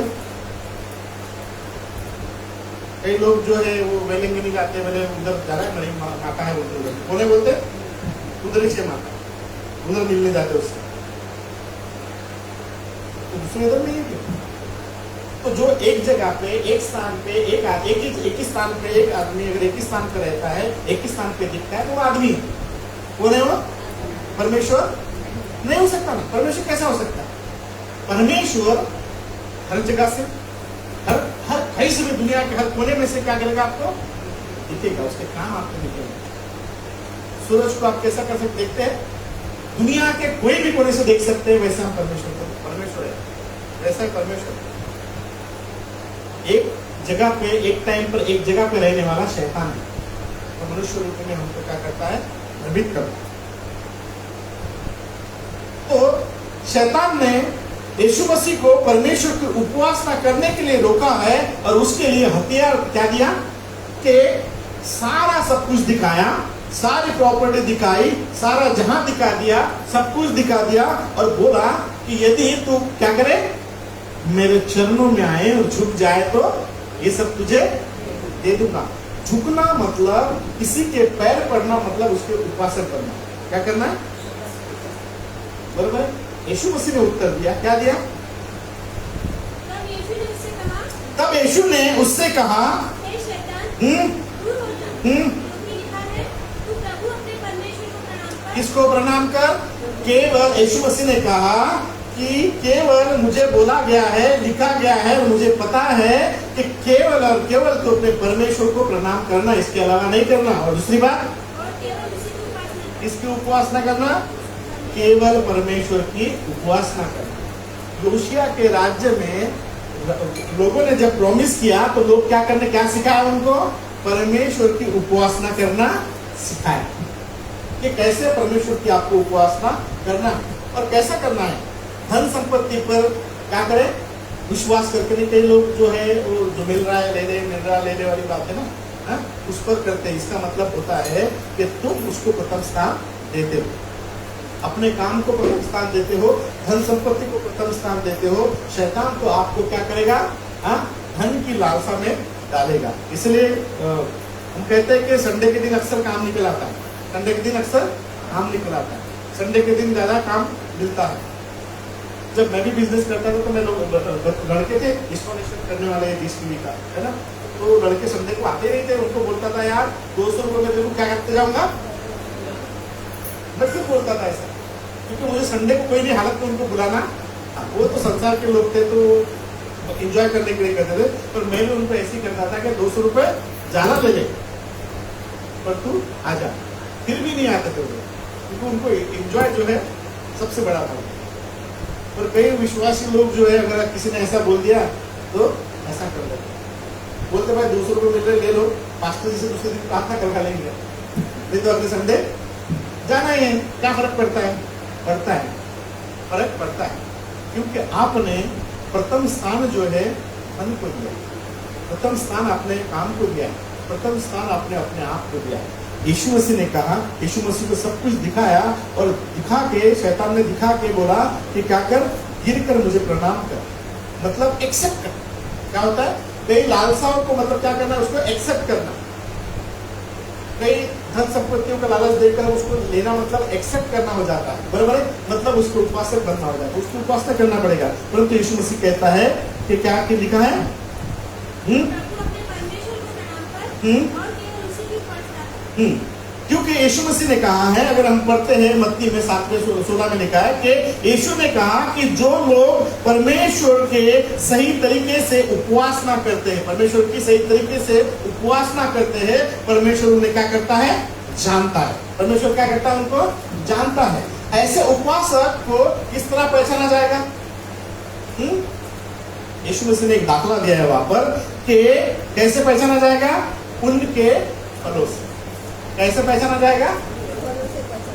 उनके फलों से पहचाना जाएगा कि वो परमेश्वर के सच्चे उपासक है कि नहीं। हालेलुया। कई बार लोग जो है ऐसा मतलब उनके फलों से समझ में आते हैं। मैंने बोला शुरुआत में एक बात बोला मैंने आपको कि शुगर जो है उसको देखकर मोहित मत होना, शुगर को देखकर मोहित मत होना। मिठाई आपको क्या करेगी? ललचाएगी। वैसा ही झूठा मनुष्य आपको क्या करेगा? ललचाएगा। आजमा लेना कभी झूठा आदमी, आपसे फर्क करने वाले आदमी को आप समझ में आएगा। अगर आप सही में परमेश्वर के ज्ञान से परिपूर्ण है ना, फर्क करने वाला आदमी आपसे बहुत प्यार करेगा, दिखाएगा आपको। क्या करेगा? करेगा नहीं, वो क्या करेगा? दिखाएगा, दिखाने की कोशिश करेगा। परंतु दरअसल वैसा नहीं। शैतान भी यीशु मसीह को दिखाने की कोशिश कर रहा था कि मैं तुझे दे सकता हूँ, ये सब तेरा हो सकता है, पर तुझे क्या करना पड़ेगा? प्रणाम करना पड़ेगा। फलों से तुम लोगों को समझ में आओगे कि कैसे उपवास है। फलों से आपको समझ में आएगा। जब फरीसी और चुंगी लेने वाला जब प्रार्थना कर रहा था, तो जो चुंगी ले फरीसी जो प्रार्थना कर रहा था, वो सही प्रार्थना कर रहा था क्या? कर रहा था क्या? उसके फल सही थे क्या? नहीं। उस पेड़ को सही फल नहीं लगे। अगर आपका पेड़ सही जगह लगा है, सही पालन पोषण से बड़ा है, बड़ा हो गया है, तो फल भी उसको अच्छे है। अगर सही पालन पोषण से नहीं आएगा तो उखड़ा जाएगा, है ना। कई बार उदाहरण देते हैं हम लोग कि रेती जब रखते हैं, रेती देखते हैं, रेती में बिना कुछ किए पेड़ लग जाते और बढ़ते हुए इतने बड़े बड़े हो जाते। देखा आपने कभी? देखना है रेती बड़े होगी ना, देखना तो उसको फल लगते क्या? फल नहीं लगते ना, उसको फल नहीं आते, वो सिर्फ बढ़ता है, वो बढ़ता है, सिर्फ फल नहीं आते उसको, क्योंकि वो सिर्फ नमी के कारण उगा है। कैसे उगा है? नमी के कारण। रेती में क्या रहती है? नमी रहती है, क्योंकि पानी से नदी से निकलते तो उसमें रेती में क्या होती है? नमी होती है। ऊपर से नहीं दिखती होंगी आपको, पर नीचे रेती के अंदर में क्या रहती है? नमी रहती है। उस नमी की वजह से पेड़ बढ़ता है। हालांकि उसको कुछ विटामिन नहीं मिलता, कोई प्रोटीन नहीं मिलता, मतलब कुछ भी नहीं मिलता जो पेड़ को बढ़ाने के लिए और फल को लाने के लिए ऐसा होता है।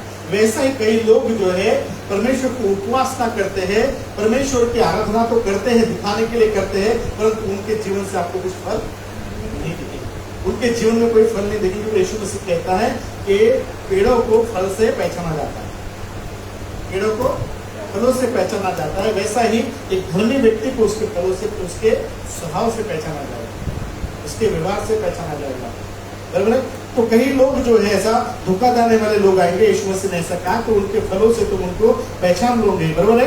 कि उनसे यह भी कहा कि हर एक अच्छा पेड़ जो है बढ़िया फल लाता है, मतलब अच्छा फल लाता है, बराबर है। पेड़ कैसा? अच्छा फल, पेड़ है तो कैसा लाता है? अच्छा फल लाता है। देखो अलग अलग पेड़ रहते हैं, बराबर है। जैसा आम का पेड़ है ना, आम का पेड़, एक पेड़ है उसमें कौन से आम आते हैं? मीठे आम आते हैं। एक आम आते हैं जिसको आप मुंह में भी धर नहीं सकते, तो क्या फर्क है? क्योंकि जैसा पेड़ आया है, पेड़ है, उसके फल भी वैसे हैं। यदि आप सही शिक्षा में हैं और यदि सही शिक्षा लेते हो और सही शिक्षा को आप ग्रहण करते हो, तो याद रखना आपके अंदर से जो फल निकलेगा वो भी अच्छा ही होगा। क्योंकि यीशु मसीह ने कहा कि अच्छा पेड़ जो है अच्छे फलों को लाना है। तीसरी बात, वो क्या करने लगे फिर?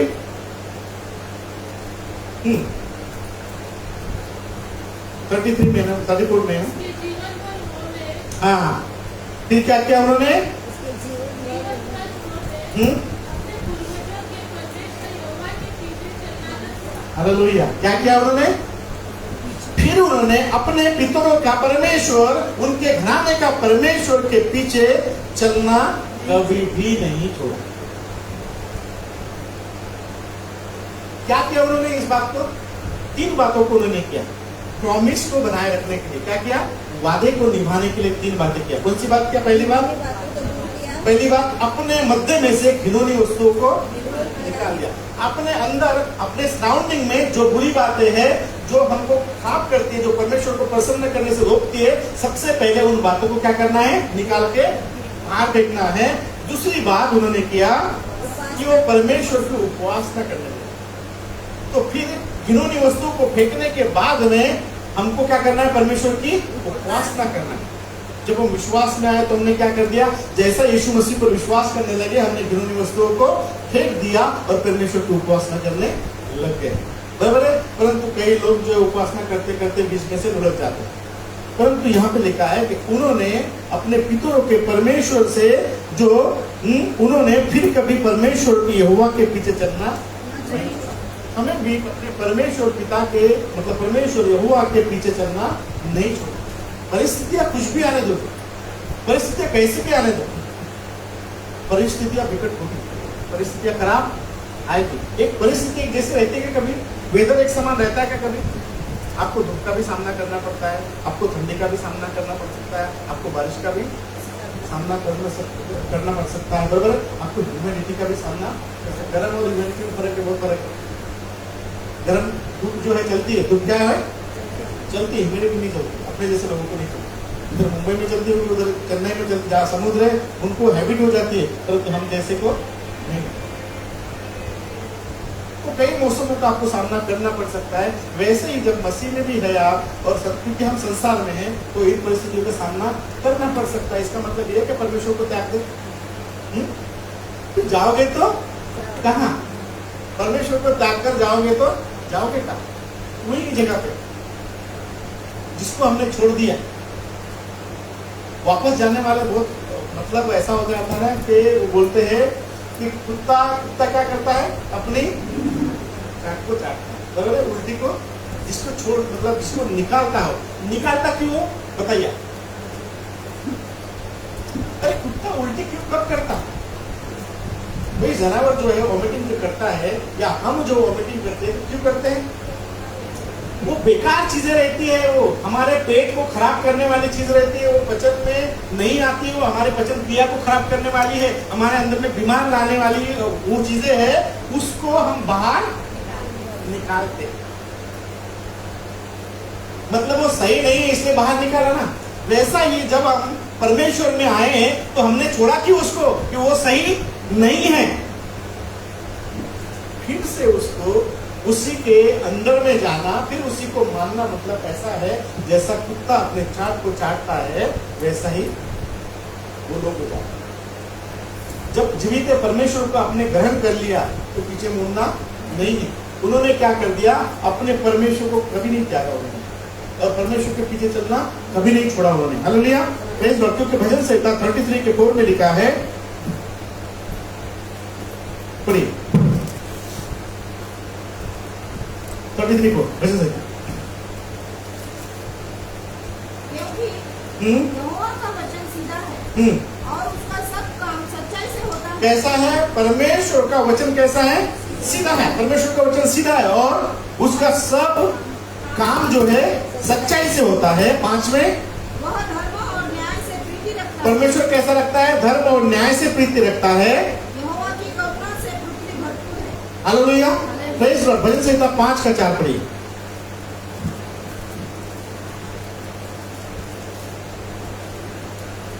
जब पढ़े थे पढ़ना। क्योंकि तू ऐसा ईश्वर नहीं है जो दुष्टता से प्रसन्न हो सके, बुराई साथ तेरे नहीं साथ नहीं रह सकती है, घमंडी तेरे सम्मुख खड़े होने न पाएंगे, और अनर्थकारियों से परमेश्वर घृणा रखता है। बराबर है। इसलिए उन्होंने इन सारी बातों को त्याग कर परमेश्वर के पीछे हो लिए, और परमेश्वर को पीछे चलते हुए उन्होंने कभी नहीं छोड़ा, क्योंकि इसका प्रतिफल है। जो परमेश्वर को कभी नहीं छोड़ते, परमेश्वर की उपासना करते सच्चे मन से, परमेश्वर उन्हें कभी नहीं छोड़ता। भजन संहिता 128 का 1 में पढ़िए।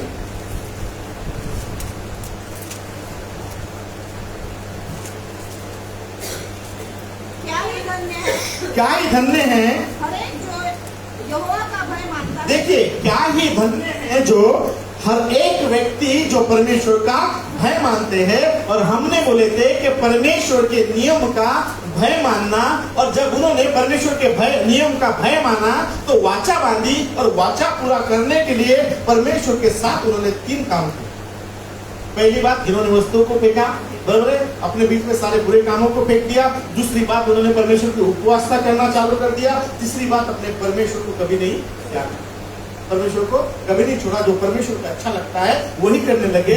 यहाँ पर लिखा है कि क्या ही धन्य है वो हर एक जो यहोवा का भय मानता है और उसके मार्गों पर चलता है। इन्होंने क्या किया? इजरायली लोगों ने क्या किया? परमेश्वर के भय को माना, व्यवस्था को पढ़कर समझ में आया उनको क्या व्यवस्था तो बड़ी खतरनाक है, उनको मानना, क्योंकि हम जो कर रहे हैं व्यवस्था के अगेंस्ट में कर रहे हैं। कई बार जो है हम परमेश्वर के वचन के अगेंस्ट में करते हैं। कई बार क्या करते हैं? परमेश्वर के वचन के अगेंस्ट में करते हैं। और वहां पे लिखा है कि उन्होंने क्या किया, परमेश्वर की व्यवस्था का भय माना, परमेश्वर के नियम का भय माना और परमेश्वर के मार्ग पर चलते रहे। इस्राएलियों ने क्या किया, वहां पे लिखा कि वो परमेश्वर को कभी नहीं क्या कहा, उन्होंने परमेश्वर के साथ में चल रहे लगे।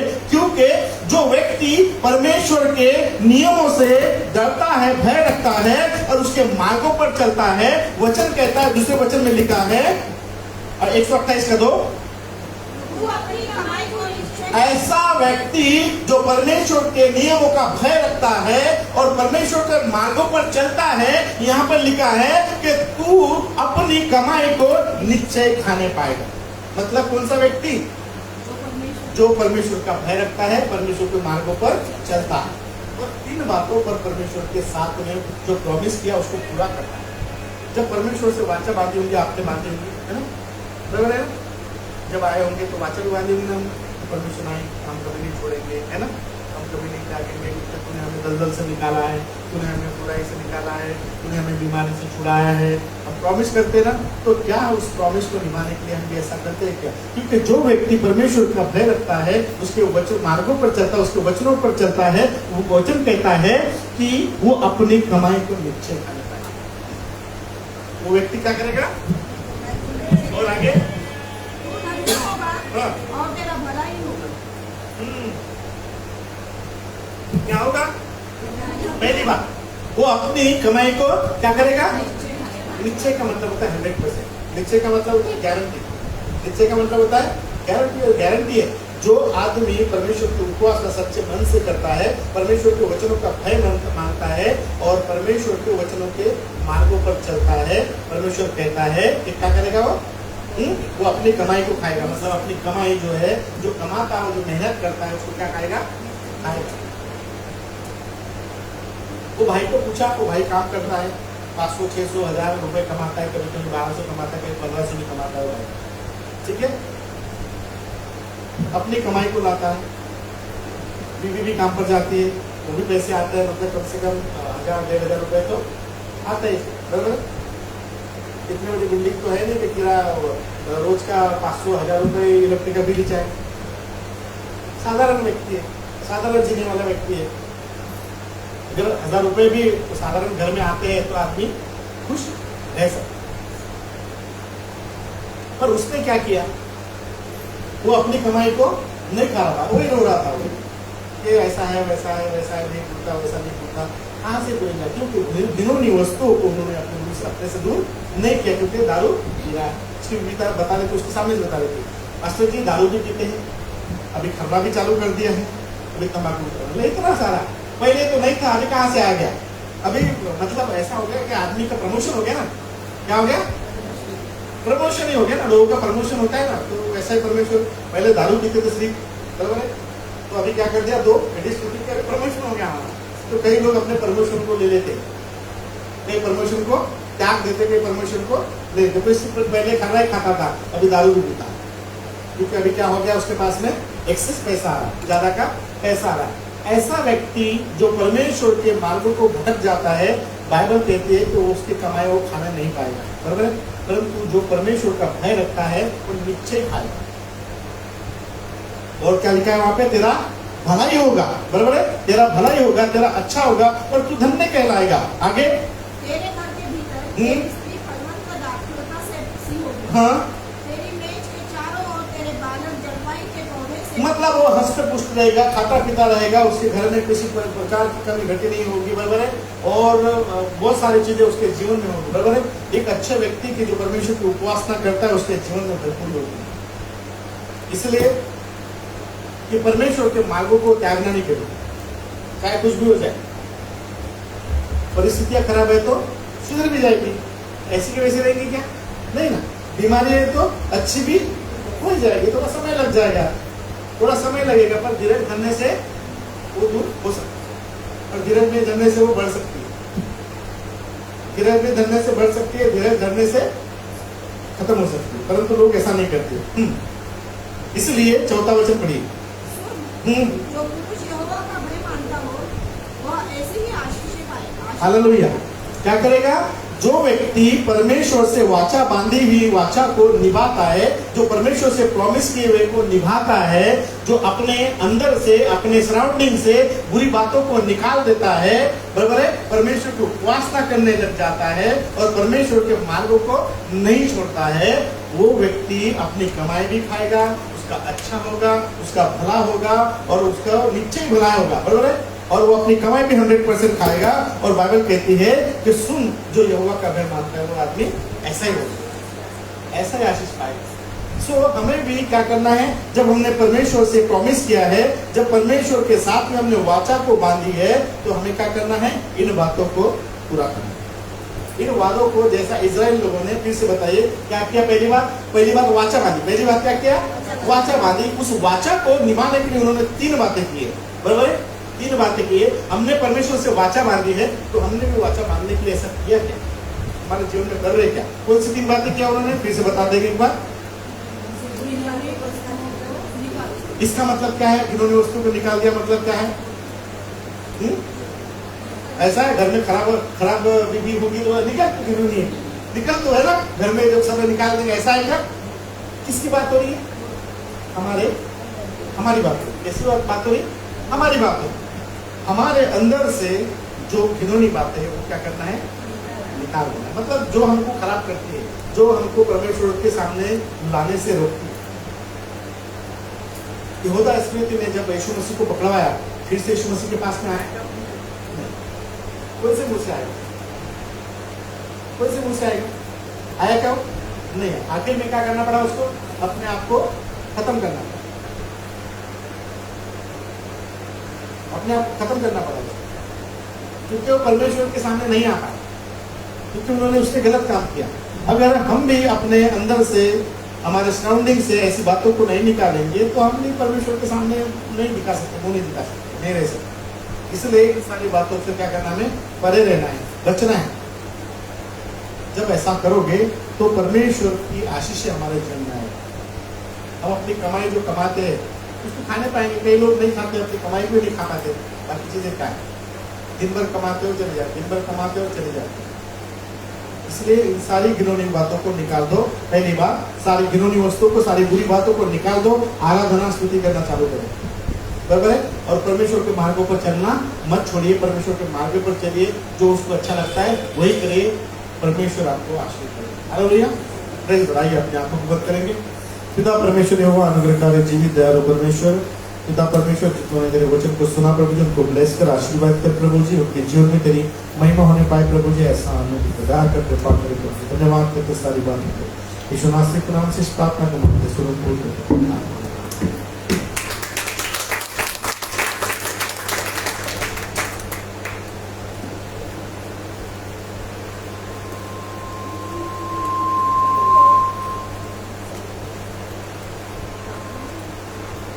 समय के गीत गाएंगे, ऐसे जैसे पेट को उठाएंगे।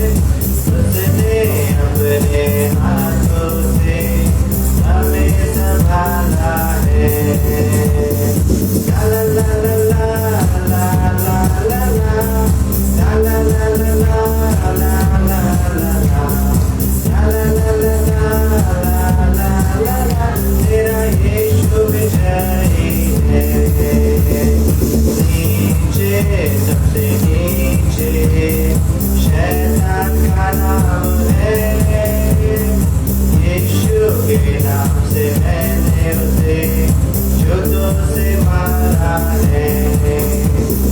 नीचे सबसे नीचे शैतान का नाम है, यीशु के नाम से मैंने उसे जुतों से मारा है। ला ला ला ला ला ला ला ला ला ला ला ला ला, मेरा यीशु विजयी है। यीशु ने शैतान को क्रूस पर हराया है। हारा हुआ शैतान मेरे जूतों के नीचे है। यीशु ने शैतान को क्रूस पर हराया है। हारा हुआ शैतान मेरे जूतों के नीचे है। ला ला ला ला ला ला ला ला ला ला ला ला ला, मेरा यीशु विजयी है। इसे लेकर अपने आंखों को हम सब बंद करेंगे, इस व्यक्ति के लिए प्रार्थना करेंगे कि जिन्होंने दिया परमेश्वर को सौंपा रखा है। हमारे बीच में सिस्टर भावना है, प्रार्थना करेंगे इस व्यक्ति के लिए।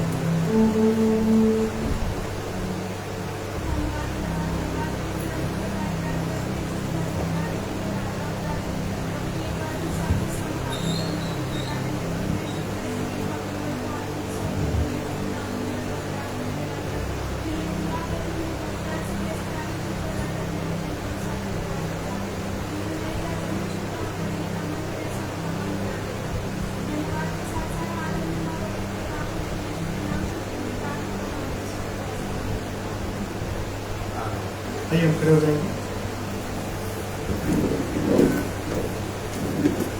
हम परमेश्वर को धन्यवाद देंगे सारी बातों के लिए प्रथम, फिर बाद में हम महिमा के लिए प्रार्थना करेंगे और सारी चीजों बातों के लिए मांगेंगे। आइए प्रभु को धन्यवाद देंगे, अपने आंखों को बंद करें, अपने हाथों को उठाए और मुझे परमेश्वर की ओर दृष्टि को लगाए। प्रभु से कहे कि प्रभु मुझे धन्यवाद करके सारी बातों को, थैंक यू जीसस मास्टर, धन्यवाद करके, थैंक यू जीसस मास्टर, क्योंकि परमेश्वर के समान कोई नहीं मिली। थैंक यू जीसस मास्टर, धन्यवाद करके, थैंक यू धन्यवाद करके,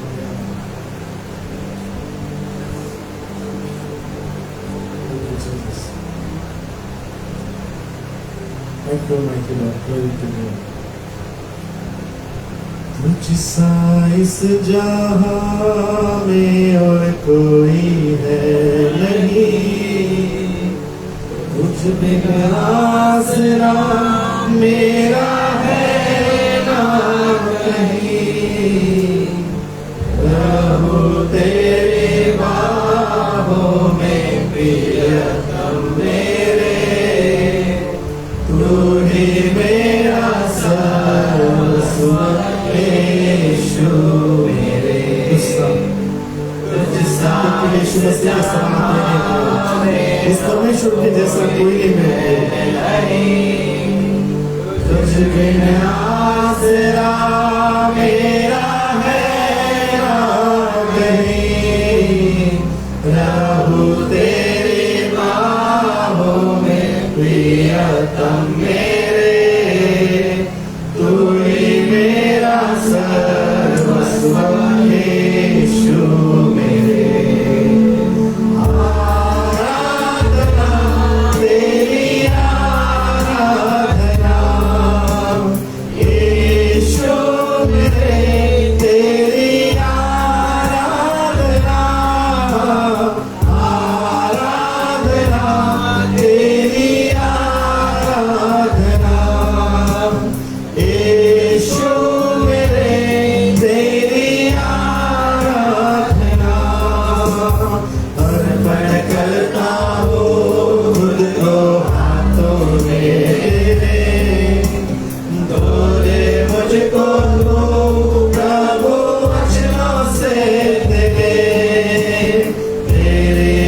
इच्छा पर ही तो मुझको चला, भरे पवित्र आत्मा से मुझको खुदा अर्पण करता हूँ खुद को हाथों में तेरे, धो दे मुझको तू प्रभु वचनों से दे दे, तेरी इच्छा पर ही तो मुझको चला, भरे पवित्र आत्मा से मुझको खुदा आराधना तेरी आराधना, यीशु मेरे तेरी आराधना, आराधना तेरी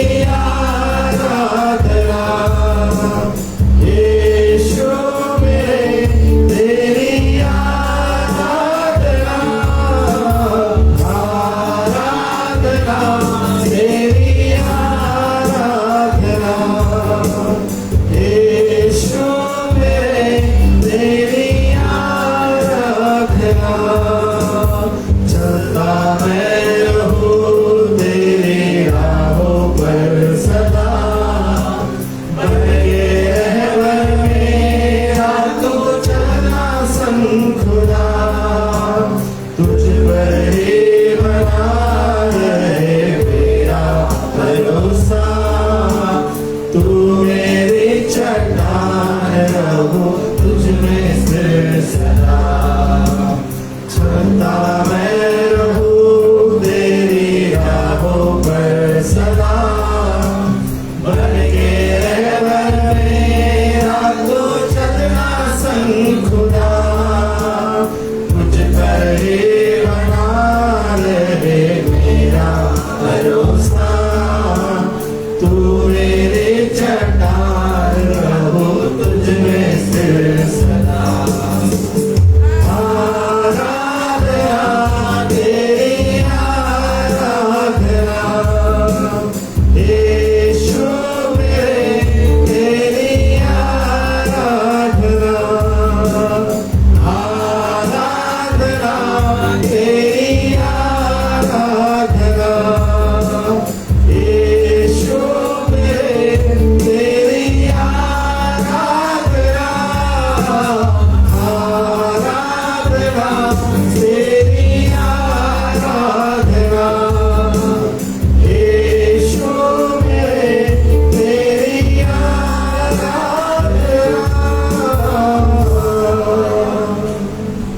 Thank you, Jesus Christ. खुदा परमेश्वर, तेरे समान और तेरे जैसा कोई नहीं परमेश्वर। आज प्रभु तू एकमात्र ऐसा जीवित परमेश्वर जो आज भी हमारे मध्य में उपस्थित है। मुझे धन्यवाद देते हैं तेरे प्रेम, तेरी दया, तेरी कृपा के लिए। धन्यवाद देते हैं हर एक बातों के प्रेम से। तेरे प्रभु जी की आने वाला हमें सहायता की मदद की, इसलिए धन्यवाद करते हैं। हर एक बातों में आपने अगुवाई की, इसलिए धन्यवाद करते हैं। धन्यवाद करते सारी बातों के लिए क्योंकि तुम लोग भी है आज। धन्यवाद करते इस समय हम लोग प्रार्थना करेंगे, विशेष प्रार्थना करेंगे महिमा के लिए और प्रभु को धन्यवाद देंगे कि महिमा के डिलीवरी में प्रभु ने सहायता की, दोनों माँ बेटे को स्वस्थ रखा, इसलिए प्रभु को धन्यवाद देते हैं। धन्यवाद देते हैं प्रभु जी हर एक बातों के लिए। पिता परमेश्वर इस समय प्रार्थना करेंगे महिमा के लिए, उसके बच्चे के लिए। प्रतिभा सिस्टर हमारे बीच में प्रार्थना करेंगे महिमा और उसके बेटे के लिए।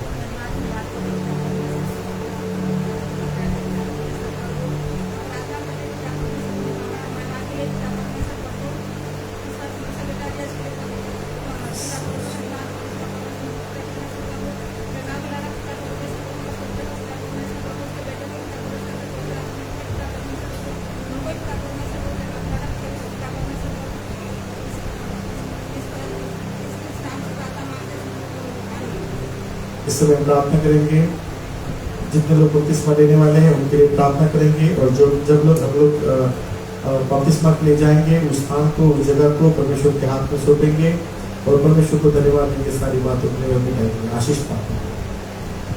धन्यवाद देते परमेश्वर पिता आपका बेटा संभाल रखना हमारे सुधीर परमेश्वर पिता आपके प्रेम आपके दया आपकी करुणा के लिए आपका धन्यवाद देते हैं राजा। इससे मैं प्रार्थना करते हैं परमेश्वर पिता जितने लोग बपतिस्मा के लिए तैयार है परमेश्वर पिता उनमें से हर एक पर अपना अनुग्रह बनाए रखे परमेश्वर पिता। जैसे वचन में लिखा है वचन के अनुसार पिता आपके आज्ञा को मानने वाले बन सके पिता या आपके आज्ञा के अनुसार चलने वाले बन सके हमें दीजिए पिता कि उनके बपतिस्मा लेने के द्वारा उनका जीवन में जो भी पिता बुराई है जो भी छोटी मोटी जो बुराइयां होंगी ईश्वर के नाम से सारी दूर हो जाए पिता शुद्ध पवित्रता के साथ अपना जीवन जीकर अपने आप को पूरी तरह से आपके सामने समर्पण कर सके परमेश्वर पिता और आपकी सेवा के लिए ये लोग अपने जीवन को दे सके ऐसे उनको तैयार कीजिए परमेश्वर पिता और ये बीजे की जगह बपतिस्मा लेते हैं पिता आपकी नई नई बातों को सीख सके आपके पवित्र आत्मा के फलों से वरदानों से बढ़ते जाए पिता और आपके राज्य को बढ़ाने के लिए तैयार हो सके। धन्यवाद देते हैं परमेश्वर पिता। इसी तरह से पिता जहाँ पे भी जाने वाले हैं परमेश्वर पिता बपतिस्मा के लिए होने दीजिए कि जगह को आपके हाथों में सौंपते हैं उस पानी को हम आपके हाथों में सौंपते पिता किसी भी तरह की गड़बड़ी किसी भी तरह की समस्या उस पानी में उतरने के दौरान न हो पिता उसे भी शुद्ध पवित्र कीजिए और होने चाहिए पिता की वहाँ पर जो जाना आना होगा और जो भी कार्यक्रम होगा जितने भी समय वहाँ पे रहेंगे पिता सब कुछ अच्छी तरीके से हो सके सारे बातों के दौरान महिमा दे सके समझ पिता धन्यवाद देते हैं। प्रार्थना करते पिता जिस मिठाई को लाए गए हैं धन्यवाद देते पिता धन्यवाद उसकी वे भी दोनों को संभाले रखा है मनुष्य पिता जिस मिठाई को आप क्या तो सब से शुद्ध पवित्र कीजिए जो भी इस मिठाई में से खाता है मनुष्य पिता उसके जीवन में आप आशीष को दीजिए मनुष्य पिता उसे तृप्त कीजिए किसी भी तरह की मनुष्य पिता समस्या इस खाने के दौरान न हो पिता शुद्ध पवित्र कीजिए धन्यवाद सारे बातों का आपके हाथ में सब इस प्रार्थना के यीशु मसीह के नाम से नाम जैसे सुना प्रभु से प्रार्थना करेंगे।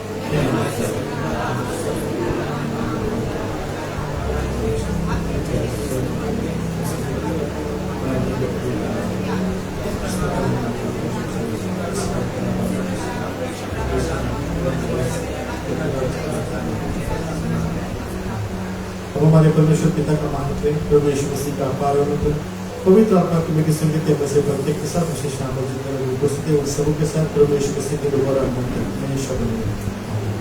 सबको प्रेज लॉर्ड।